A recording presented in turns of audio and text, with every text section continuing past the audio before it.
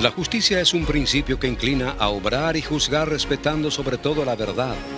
Y en tiempo de justicia, buscamos que la ciudadanía comprenda de la forma más sencilla el concepto real de la justicia y sus alcances. Tiempo de justicia. Un espacio destinado a desarrollar temas de interés para la comunidad jurídica y ciudadanía en general. A partir de ahora, te abrimos las puertas del Poder Judicial a través de Tiempo de Justicia.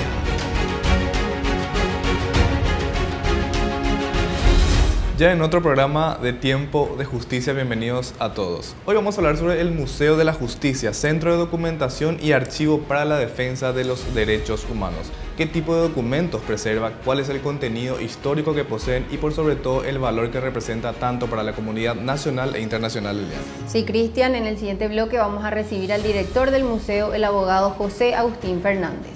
Ya volvemos.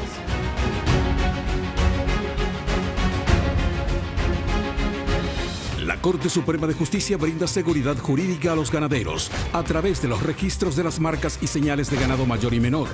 Consulta en www.pj.gov.pi o en la Dirección de Marcas y Señales. Protege tus derechos, registra tu ganado. Corte Suprema de Justicia, compromiso con la gente.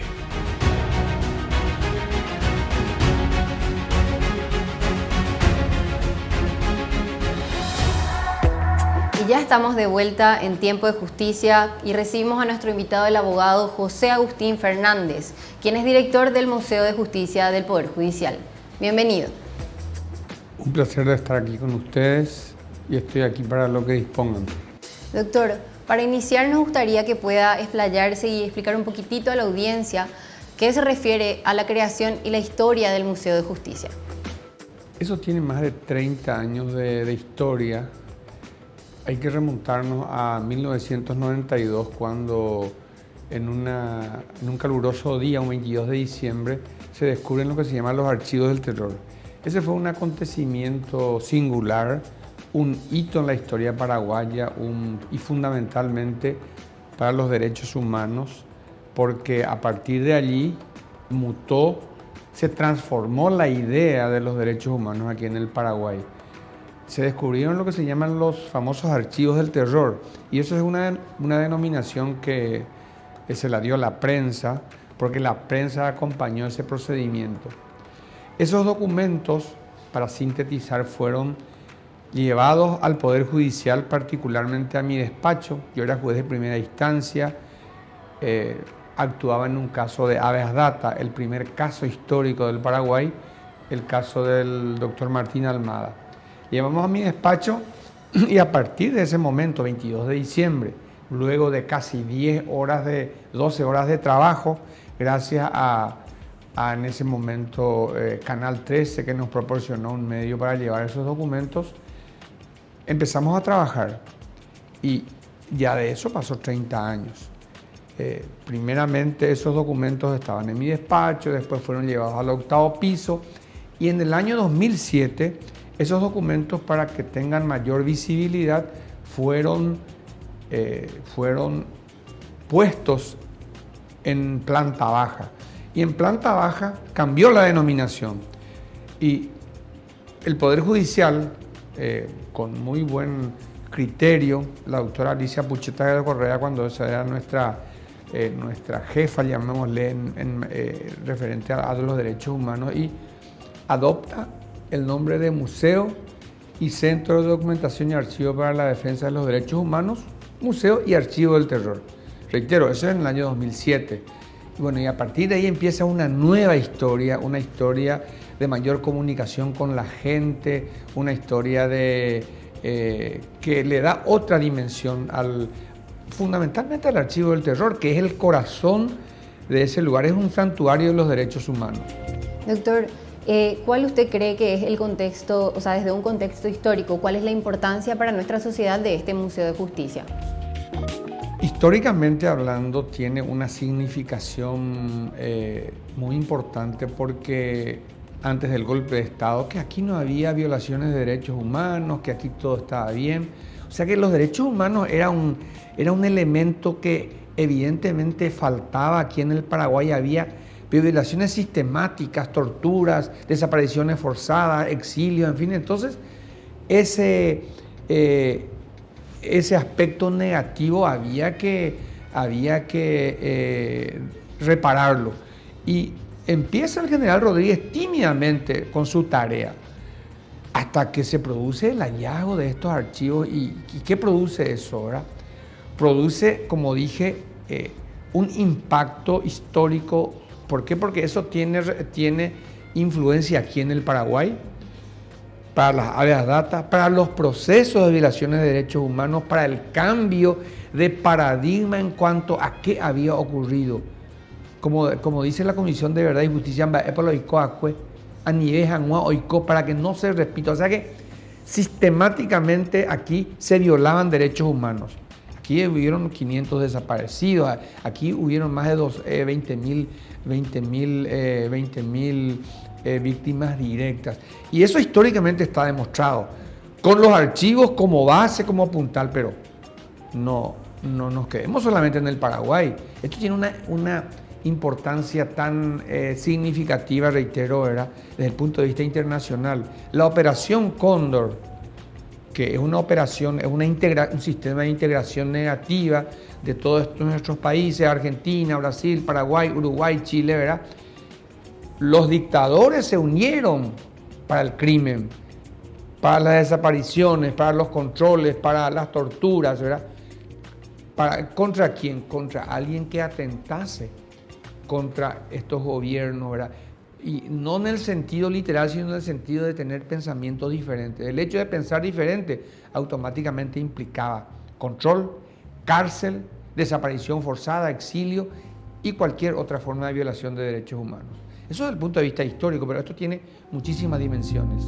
Doctor, para hacer hincapié nada más en lo que sería el archivo del terror, ¿podría citar brevemente el tipo de documentaciones o también informaciones que se adquirieron al hacer este incautamiento? Cuando trajimos esos documentos correspondían a un archivo policial, fundamentalmente de investigaciones, aunque después trajimos documentos del Departamento Judicial de la Policía, de las comisarías y compañías, se fueron adosando al archivo. Y ellos tenían un sistema de clasificación. Ese sistema de clasificación había que seguir. Entonces, en primer lugar tenían los libros, los cuadernos de control, ¿verdad? Qué sé yo, la INO, se le controlaba dónde se iba, con quién hablaba, cuadernos de control. Libros de entrada y de salida de lugares emblemáticos de la Policía Tercera, del Departamento de Investigaciones, donde, por ejemplo, se anotaba quién ingresaba detenido. Los hermanos Ramírez y Villalba, sobre ellos se negaba que habían pasado por dependencias policiales, pero aquí que de pronto aparecían en los registros de entrada. Entonces, habían estado en dependencias policiales y así. Libros de declaraciones con la tapa roja, con una numeración, libros de controles, libros de controles de fronteras, libros de informes, en fin, fichas, documentos enterrados. Era el otro día, en el mismo lugar donde encontramos el archivo, nos decían aquí ya habían documentos enterrados, incluso que habían personas enterradas. Hicimos las excavaciones así breves, no encontramos nada, pero sí encontramos documentos enterrados, envueltas en bolsas de polietileno, ¿verdad? Y pudimos rescatar unos cuantos. Entre ellos, por ejemplo, encontramos un documento de una persona que había desaparecido, sobre quien no se sabía nada, ¿verdad? Iniciamos el proceso, ¿verdad? Es decir, había y también muchos elementos que formaban parte de los allanamientos que hacía la policía, por ejemplo, ¿verdad? Libros, objetos personales, en fin, la diversidad de cosas, eso está perfectamente delimitado, ¿verdad? Perfectamente inventariado. Hay muchísima bibliografía de eso. Yo justamente en mi libro, pero bueno, hubieron muchos libros antes, en el que se detalla con mucha precisión la voluminosidad de eso, de lo que se incautó.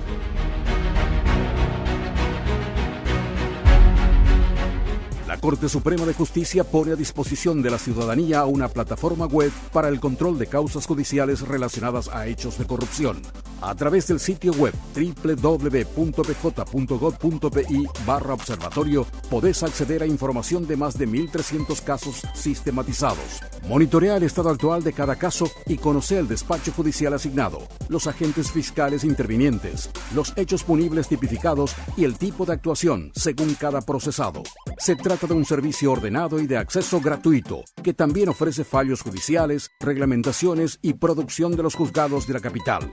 El observatorio está habilitado las 24 horas del día. Ingresa desde cualquier dispositivo conectado a Internet, sin necesidad de un usuario. Con el observatorio, más control, mejor justicia. Corte Suprema de Justicia. Compromiso con la gente.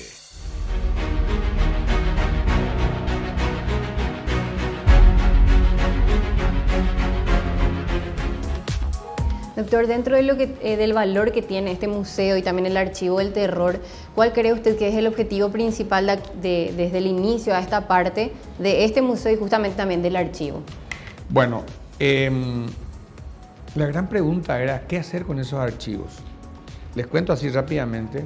El 23 de diciembre, al día siguiente del hallazgo del archivo, eso tiene un impacto, pero un boom desde el punto de vista mediático. Reitero, la prensa acompañó ese allanamiento porque sabían que eso se iba a realizar. Y hay toda una historia documentada de cómo fue eso, ¿verdad? Que medio acompañó y que medio sabía. Eso hizo que, todos los canales transmitían el 22 a la noche lo que pasaba. El 23 a la mañana temprano, el presidente de la Corte me llama a mí: Fernández, queremos conversar con usted, con otros miembros. Y me dicen ellos, el presidente Rodríguez, el presidente de la República, nos llamó, dicen ellos, ¿verdad? Y quieren saber por qué hay tanto revuelo, cómo es posible que estos documentos estén, todo el mundo esté teniendo acceso a esto. No puede ser. Entonces yo les explico a ellos con la Constitución en la mano, les explico el procedimiento que hice. Y me dice el presidente de la Corte, con el doctor Ayala Burgos, que estaba en la sala parte penal, me dicen: mi hijo, está muy bien lo que estás haciendo, continúa con esto. O sea que el espaldarazo que yo recibí a partir de ello, hizo que esto continuase. A partir de allí, ¿qué hacer con los documentos? La misma pregunta el día anterior: ¿qué voy a hacer con estos documentos? Si estos yo no llevo, acá van a quemar. Por eso, en su momento, ya el 22 le llamo al doctor Benítez Riera, que era el juez de turno, yo era el juez de la data, llevamos los documentos, pues llamamos a mi despacho. Al otro día, la gran interrogante: no habían celulares, solamente había teléfono en línea baja, ¿verdad? Yo prudentemente me mantenía incomunicado. No está, qué sé yo, porque yo sabía la presión. Ya había mucha presión. Al día siguiente, el día lo ya me buscaron, ¿verdad? Al día siguiente, el impacto de que el presidente de la República le había llamado al presidente de la Corte diciéndole que pare con esto. Yo ya no podía parar. O sea que la ciudadanía ya se había apropiado. ¿Por qué? Porque desde el momento que la prensa mostró el tipo de documento que había y todo lo que se publicó ese día, eso ya era una ida sin retorno. Entonces, a partir de allí empieza todo un proceso diferente. En marzo, como esos documentos estaban en mi despacho en planta baja, dijimos, había que crear una oficina para trabajar con estos documentos, porque yo era juez de primera instancia en lo penal, yo no podía con esos documentos. Desde el 23, todos los días, mi despacho era un despacho amplio, y yo tenía que recibirle a todos los periodistas. ¿Cómo le voy a decir a uno, entrar a buscar, ve? Y todo el mundo ahí a mi vista, yo trabajando acá y mirando, ¿verdad? Sacando fotos, publicando. Eso era una vorágine de publicaciones, de idas y venidas, de desmentidos. Mira, pues fulano había sido tal cosa. En fin, todo un dilema que me generaba también a mí. Entonces, en principio llevamos esos documentos a mi antesala y después al octavo piso. El octavo piso, donde se crea en marzo del 93 lo que se llama el Centro de Documentación y Archivo para la Defensa de los Derechos Humanos. O sea que allí oficialmente esos documentos, la Corte asume también, dando un espaldarazo al procedimiento, quedarse con los documentos, porque había mucha presión, que había que llevar otra vez eso a la policía, porque lo de Martín Almada era una parte minúscula. No, nosotros demostramos, no solamente hay documentos respecto a Martín Almada, que hay documentos, pero respecto a un pasado que no queríamos que se repita, ¿verdad? Entonces, y a partir de allí empieza todo un proceso. Entonces se creó esa oficina que hasta ahora funciona dentro del entorno del museo. Ahora, bueno, el impacto más grande que crea esto, que genera, que origina esto, es que 22 de diciembre, el descubrimiento del archivo. El 8 de enero del año 1993, ¿qué ocurre? El presidente Rodríguez, aquel que había dicho los derechos humanos por los derechos humanos, ¿qué tuvo que hacer? Firma un decreto por el cual se reconoce la competencia de la Corte Interamericana de los Derechos Humanos. Por primera vez el Paraguay ingresa en el Concierto de las Naciones, porque antes el general Rodríguez había reconocido el Pacto de San José de Costa Rica, pero hasta ahí nomás. Ahora la Corte ya puede escrutarnos, ya tenemos una instancia internacional donde podemos reclamar. Sí.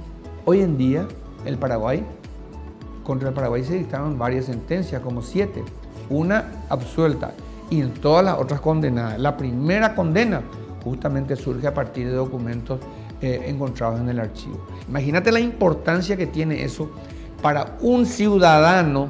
Hace poco el caso Nissen, ¿verdad? Como una persona que indebidamente el jurado de enjuiciamiento lo había destituido, encuentra la restitución de sus derechos. Tenemos la sentencia de eso ahora, y eso gracias a qué? Gracias al archivo. ¿Por qué? Porque dice en su decreto del 8 de enero Rodríguez, el descubrimiento de estos archivos hace que este reconocimiento se vuelva impostergable. Imagínense la importancia que tiene eso para la historia jurídica de nuestro país. O sea que eso es lo más impactante, ¿verdad? Eso muchas veces la gente no valora. Ese es el regalo que el criticado Poder Judicial le da a la ciudadanía. Si nosotros no... Bueno, convengamos que yo no tenía ni idea de dónde me iba en ese momento, ¿verdad? Ni del tamaño de la documentación. Pero ese es el valor más significativo que el Poder Judicial le da al Paraguay. Que la gente pueda reclamar sus derechos, no solamente ante esta Corte, ante la Corte Interamericana de los Derechos Humanos. Eso tiene un valor singular, inconmensurable.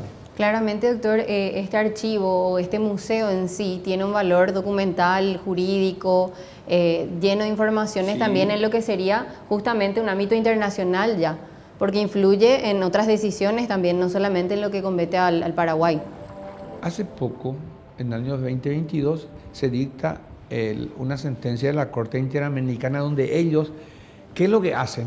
Ellos enfatizan, engloban lo que es la Operación Cóndor y hacen mención a los archivos, un caso de la Argentina, ¿verdad? Entonces, o sea que aquí, tal como lo apuntabas, ¿verdad? La importancia histórica, la importancia educativa.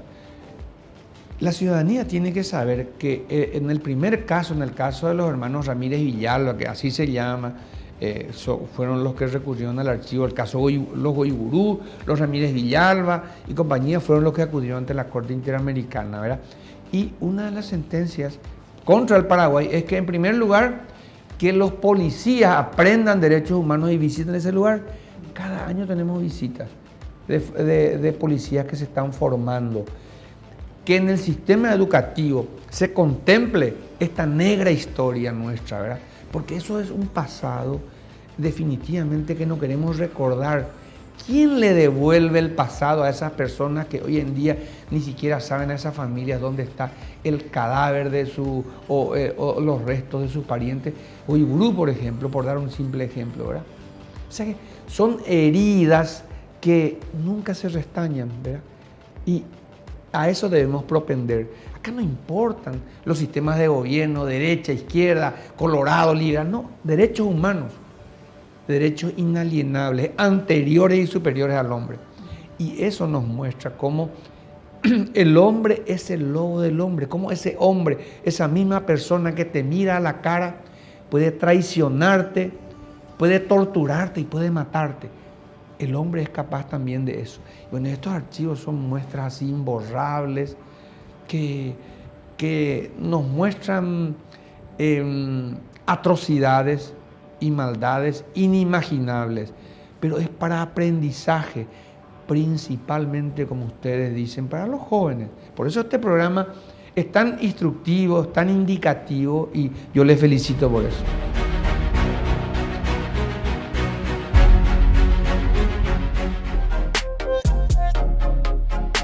La mediación es un mecanismo voluntario y confidencial orientado a la resolución de conflictos. Es un proceso rápido y sencillo que ahorra tiempo, dinero y esfuerzo a las partes. La mediación es un aporte clave para un mejor servicio de justicia. Dialoguemos.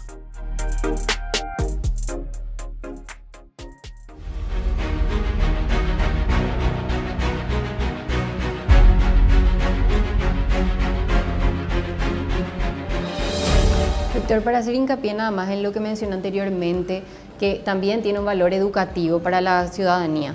¿De qué manera ustedes llegan a los estudiantes o en sí al público en general? ¿Hacen exposiciones, hay eventos de parte del museo o cómo se organizan? Esa es una oficina pública, ¿verdad? Con todo el valor de la palabra. En el sentido de que, bueno, las oficinas públicas tienen sus bemoles, ¿verdad? Pero también tienen sus grandes deficiencias estructurales desde el punto de vista presupuestario, ¿verdad? Nosotros ahí tenemos que hacer de tripas corazón, tenemos que proyectar algo de nosotros mismos, tenemos que organizar de pronto, pero en fin, la oficina está, la oficina es visitada, pero cotidianamente ustedes ven ahí una febril actividad, ¿verdad? Por estudiantes secundarios, por estudiantes universitarios. ¿Cuántas universidades de derecho hay? De pronto yo ya no doy abasto, entonces de pronto adopté muestren ustedes cuando se descubrió el archivo, muestren esto. Hay muchísima documentación, muchísimas filmaciones, recortes, entonces de pronto nos valemos de eso para hacer notar. Entonces, eso se hace cada día, ¿verdad? Se hace, pero todos los días. Nosotros, todos los días, también proporcionamos informes. Informes, el mayor volumen son los informes que los damos a la Defensoría del Pueblo. ¿Para qué? Para las indemnizaciones. Muchísima gente fue indemnizada en base a ese derecho que generaba haber sido víctima o pariente de víctima.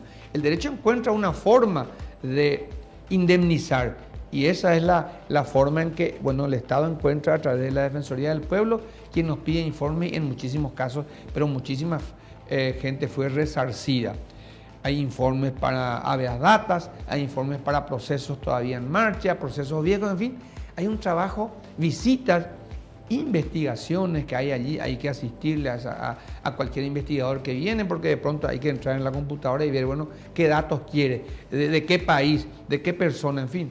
El trabajo allí es febril, el trabajo es incesante y nosotros muchas veces amanece un día y no sabemos con qué encontrarnos. Nos viene una delegación de 30 personas y hay que atenderla.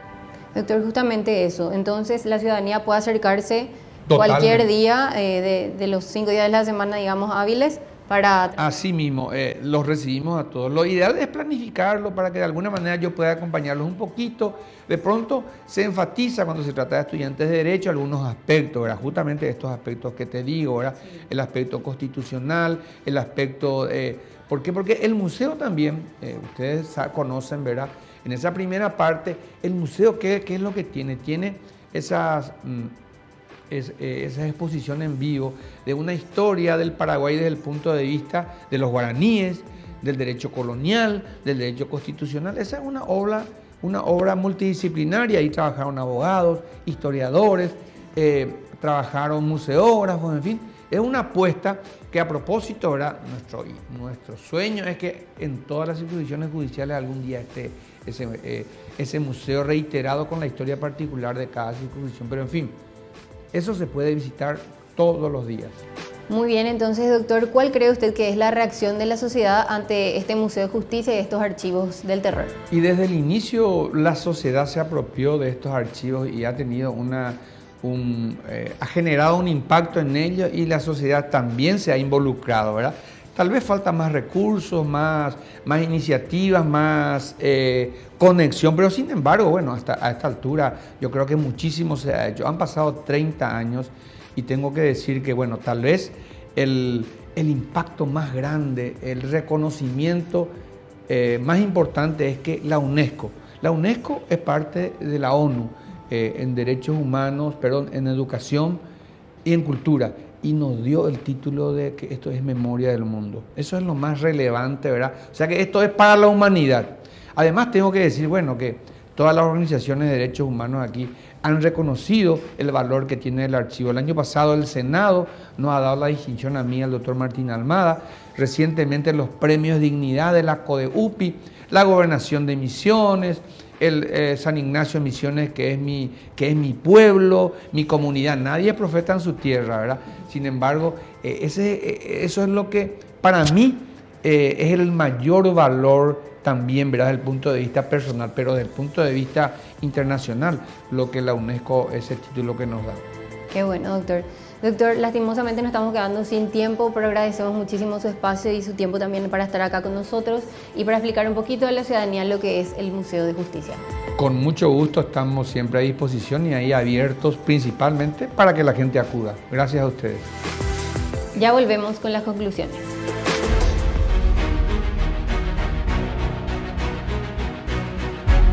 Llegamos a la parte final de esta edición de Tiempo de Justicia. Hoy conversamos con el doctor José Agustín Fernández, director del Museo de la Justicia.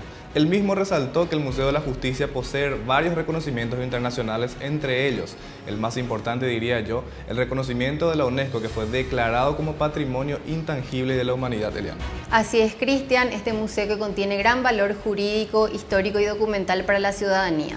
Les recordamos que pueden acercarse al Palacio de Justicia en la planta baja a partir de las 7 de la mañana. Los esperamos en una próxima edición. Será hasta la próxima.